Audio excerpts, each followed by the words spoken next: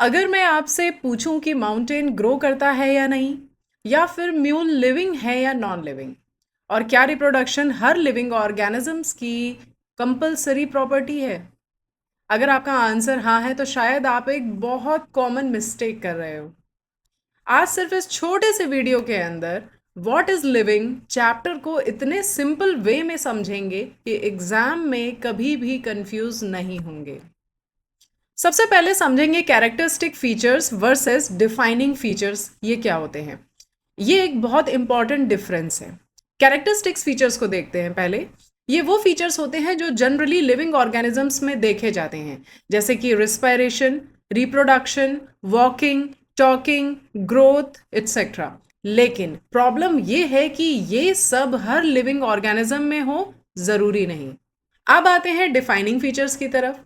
ये वो फीचर्स होते हैं जो 100% लिविंग ऑर्गेनिजम्स में ही मिलेंगे। ये किसी भी नॉन लिविंग थिंग में नहीं मिलेंगे आपको। इसी वजह से इन्हें डिफाइनिंग फीचर्स कहते हैं। एग्जाम्पल्स के लिए है हमारे पास मेटाबॉलिज्म, सेल्यूलर ऑर्गेनाइजेशन, कॉन्शियसनेस। अब चलिए एक एक करके इनको समझते हैं। सबसे पहले आता है ग्रोथ। ग्रोथ के दो मीनिंग्स होते हैं। पहला, इंक्रीज इन मास, यानी कि बॉडी का साइज या फिर वेट का बढ़ना। और दूसरा है इंक्रीज इन नंबर्स, यानी कि सेल्स या इंडिविजुअल्स का नंबर बढ़ना। यूनिसेल्युलर ऑर्गेनिजम्स जैसे बैक्टीरिया ऑर्गेनिजम्स में सेल डिवीजन, ग्रोथ और रिप्रोडक्शन, ये तीनों एक साथ होते हैं। एक बैक्टीरिया डिवाइड हुआ और नए बैक्टीरिया बन गए। इसलिए यूनिसेल्युलर ऑर्गेनिजम्स में ये तीन प्रोसेसेस म्यूचुअली इंक्लूसिव होते हैं, जबकि मल्टी सेलुलर ऑर्गेनिजम्स जैसे हम ह्यूमंस में ऐसा नहीं होता। ग्रोथ अलग प्रोसेस है, रिप्रोडक्शन अलग प्रोसेस है, और इसलिए मल्टी सेलुलर ऑर्गेनिजम्स में ये म्यूचुअली एक्सक्लूसिव होते हैं। अब आते हैं plants versus animals. Plants life भर ग्रो करते रहते हैं, लेकिन एनिमल्स सिर्फ एक सर्टेन एज तक ग्रो करते हैं। उसके बाद सेल डिवीजन सिर्फ डैमेज्ड सेल्स को रिप्लेस करने के लिए होती है। अब इंपॉर्टेंट ट्विस्ट है और बड़ी ही इंटरेस्टिंग बात है।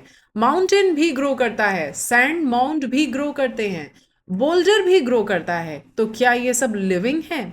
बिल्कुल नहीं। ये ग्रो करते हैं बाहर से मटेरियल कलेक्ट करके, और इस प्रोसेस को कहते हैं एक्रीशन। लेकिन लिविंग ऑर्गेनिजम्स ग्रो करते हैं अंदर से, जिसे कहते हैं इंटरसेप्शन।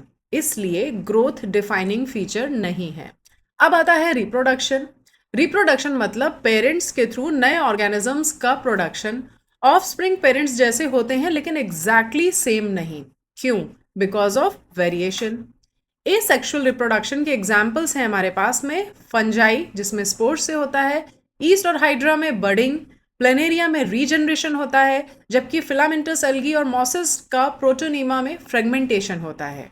अब एक इंपॉर्टेंट एक्सेप्शन है, हर लिविंग ऑर्गेनिज्म रिप्रोड्यूस नहीं करता। एग्जाम्पल्स हैं हमारे पास में म्यूल, वर्कर बीज, इनफर्टाइल ह्यूमन कपल्स। तो क्या ये सब लिविंग नहीं है? बिल्कुल लिविंग है। इसलिए रिप्रोडक्शन भी डिफाइनिंग फीचर नहीं है। ये एग्जाम का एक फेवरेट स्टेटमेंट है। अब आते हैं मेटाबॉलिज्म पे। मेटाबॉलिज्म मतलब बॉडी के अंदर होने वाली सारी केमिकल रिएक्शंस का टोटल। ये दो टाइप्स की होती हैं। एनाबॉलिज्म यानी कि स्मॉल मॉलिक्यूल्स मिल करके बड़े मॉलिक्यूल्स बनाते हैं। ये सिंथेसिस प्रोसेस है, एनर्जी इसमें कंज्यूम होती है, इसलिए ये एंडरगोनिक रिएक्शन है। नेक्स्ट है कैटाबॉलिज्म। इसमें बड़े मॉलिक्यूल्स टूट करके छोटे मॉलिक्यूल्स बनाते हैं और एनर्जी रिलीज होती है, इसलिए ये एक्सर्गोनिक रिएक्शन है। एक और इम्पॉर्टेंट पॉइंट है, मेटाबॉलिक रिएक्शंस लेबोरेटरी में सेल फ्री कंडीशन यानी इन विट्रो भी परफॉर्म कर सकते हैं, लेकिन वो रिएक्शंस ना लिविंग कहलाती हैं और ना ही नॉन लिविंग, और इसी वजह से metabolism is a defining feature of life. अब आते हैं कॉन्शियसनेस पे। ये लिविंग ऑर्गेनिजम्स की सबसे ऑब्वियस प्रॉपर्टी है, पर कॉन्शियसनेस का मतलब एनवायरनमेंट को सेंस करना होता है और उसके अकॉर्डिंग रिस्पॉन्स देना। स्टिमुलस फिजिकल भी हो सकता है जैसे लाइट, केमिकल भी हो सकता है जैसे एसिड या बेसिस। अब एग्जाम्पल्स में देखते हैं। प्लांट सनलाइट की ड्यूरेशन के अकॉर्डिंग फ्लावरिंग करते हैं, इसे कहते हैं फोटोपेरियोडिज्म। एनिमल्स भी सीजन चेंज को सनलाइट की ड्यूरेशन से आइडेंटिफाई करते हैं।